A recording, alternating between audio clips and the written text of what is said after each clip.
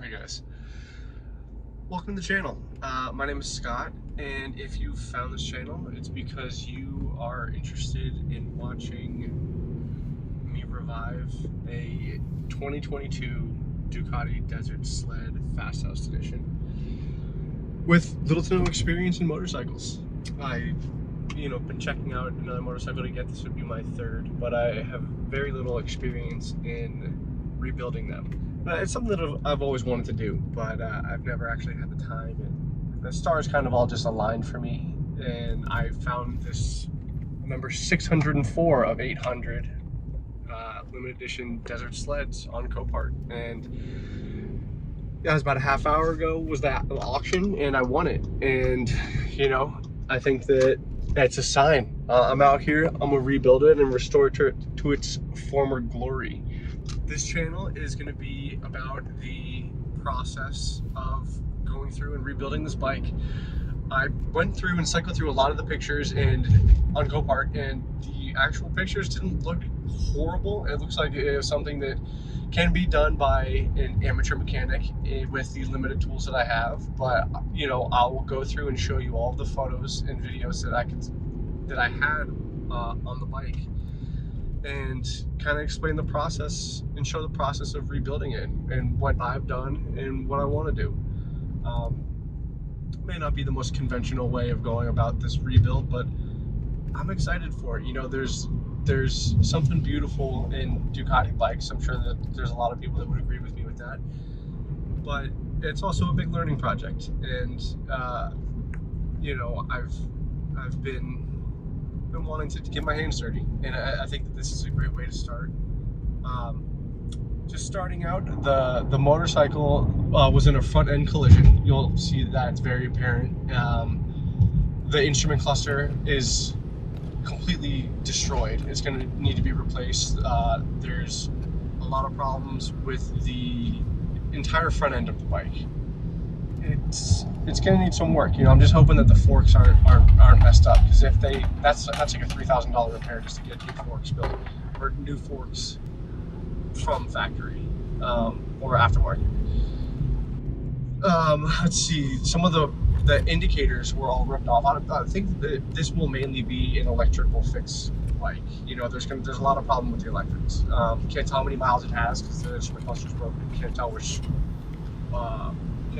what gear it's in, and you can't tell. Really, it's just hard to tell the shape of the bike. It's a little disconcerting, but I'm gonna get it fixed and up and running no matter what. We are gonna have. I want to give it like a 2 to 3 month deadline to rebuild this bike. And it seems a little fast, but there doesn't appear to be too much mechanically wrong. I don't see anything leaking from the bike that are in the pictures, at least, which can be misleading. But like I said, for the most part, it's going to be electrical. There's going to be a lot of rewiring that needs to be done for the instrument cluster, even if I can source and buy a new one or a secondhand one. PCB is going to need to be switched over to retain all the information, miles, and the immobilizer information for the keys. If not, I'll have to buy that completely new, which is around $700, and have multiple keys reprogrammed for it, which would be just a lot of money. And this is a budget build. So both of the front indicators are broken. They're torn off. Fenders are scuffed up horribly. There's going to be a lot of sanding that needs to be done, a lot of painting, priming, and that's going to be a lot of fun. Really looking forward to that. And the foot pegs are ripped off. The brake lights don't work that I've seen. The license plate, there's just wires sticking out. Like there's in a front end collision, but there's the plate wires on the back for the plate lights are completely torn out and disintegrated for God knows why. I hope not for any serious reason, but we will see. I mean, I'm gonna go through and I'll cycle through all the photos as I'm talking, but the electric is going to be the easiest part to fix, in my opinion. I've always been decent with that, and it's not very difficult. Let's see, the clutch and brake levers on the handlebars are going to need to be redone.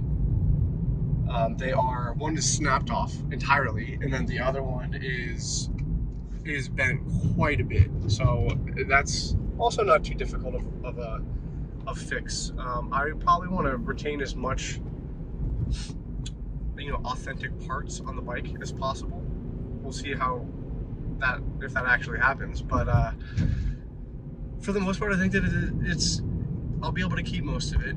I've switched out the levers on previous bikes before, so even if I have to do that and get completely new ones, that's a 10-minute fix. I'm just hoping that there's no actual engine problems or transmission problems, because we are going to have some serious problems cost-wise if that is the case. Yeah, so I bought this bike from Southern California in San Diego, from Copart in San Diego. And I got in contact with the guy that owned it before me, and he was on the highway. He's in a front end collision. Thankfully, he's all right. I think that he ended up sustaining quite a few injuries, but he was in a good spot to talk to me. So we just chatted briefly over Instagram, and I tried to get a little bit, or as much information on the bike as possible. I outbid 4 other people or states that kept popping up on Copart, and I'll share the cost of the build and everything at the end, as well as the process of going through the repairs and how much the repairs cost. And at the end of all the repairs and the videos, I'll be able to tally it all up and give you guys a good baseline of how much it cost me to revive this bike. And the bike itself, I think it only costs around $12,000 or $13,000 new. I think that takes into account, it's like a $100 or a couple $100 more expensive than the stock Desert Sled, even though it's a special edition, one of 800, which isn't crazy. But some people add a little bit of weight to the special editions. But at the end of the day, it's just a special livery or a special color scheme. I think suspension's relatively the same. It comes on these Scorpion Rally STR tires, which I think are absolutely gorgeous. And I'm really looking forward to completing this build. There's going to be a lot of mistakes, ups and downs, but we're going to get this thing built. We're going to revive it, and we're going to get this thing looking good, man. These bikes are sexy. I'm so excited. The Desert Sled Fasthouse Edition is just an absolutely stunning bike. It's one of 800 in the world, which is pretty special, considering it's not just in the United States. I'm based in California, Southern California, and my God, they're just beautiful looking bikes. Red is my favorite color.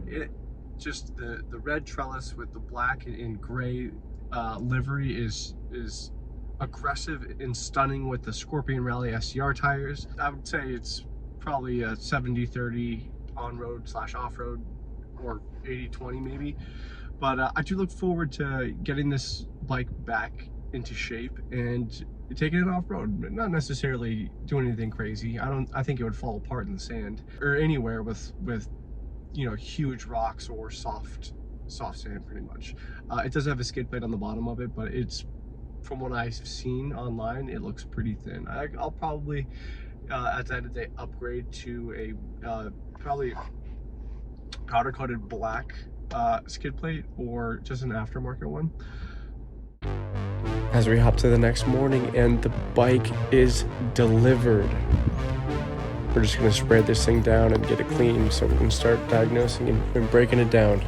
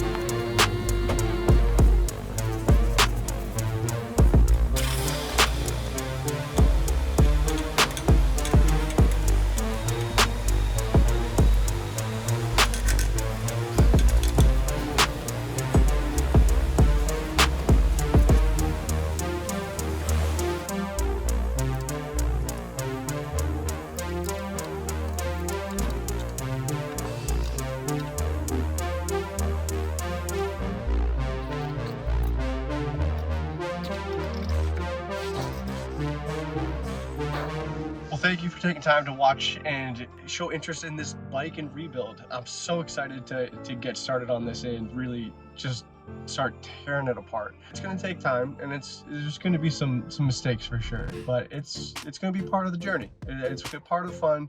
I'm really looking forward to it, and it means a lot that you even showed a little interest in this. So if you care, feel free to subscribe, like, and follow along. Feel free to reach out to me, give me anything you like about the build or dislike about the build, and anything that I need to improve on. I'm very into constructive criticism and can I look forward to talking to people about shared interests. So if you care about it, feel free to reach out and tell me what I'm doing wrong or right.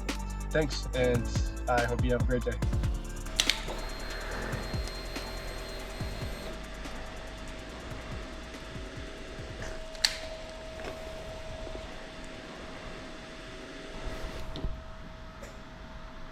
Okay, fuck yeah.